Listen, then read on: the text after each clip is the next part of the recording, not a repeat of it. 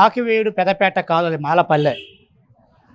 మాలపల్లెలో అనేక సంవత్సరాల నుంచి సత్రం భూమిలో నందేమనేంటి నందికి విగ్రహాన్ని పూజించుకుంటా ఉన్నారు.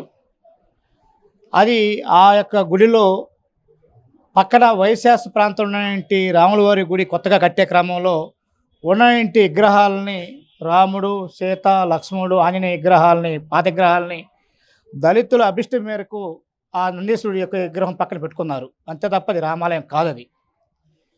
ఈరోజు ఆ యొక్క నందీశ్వరికి సంబంధించిన పూజలు దళితులు చేసుకుంటా ఉన్న క్రమంలో అక్కడ రామాలయం కట్టడం పేరుతోటి స్థానిక శాసనసభ్యుడిగా ఉన్నటువంటి రఘురామకృష్ణరాజు దళితుల మీద దుర్మార్గమైన దాడులు చేసినటువంటి పరిస్థితి వచ్చింది.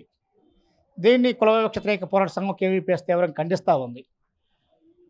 స్థానిక శాసనసభ్యుడి యొక్క ఉద్దేశం అక్కడ ఉన్నటువంటి దళితులకు సంబంధించినటువంటి క్రైస్తవ మిషనరీకి సంబంధించినటువంటి మిషనరీ కే ద్వారా అక్కడ ఉన్నటువంటి ఊరు పక్కన 2 ఎకరాల 80 సెంట్లు భూమిని కొనుగోలు చేశారు. 1 ఎకరా పక్కదారి ఆక్రమణ గురైంది.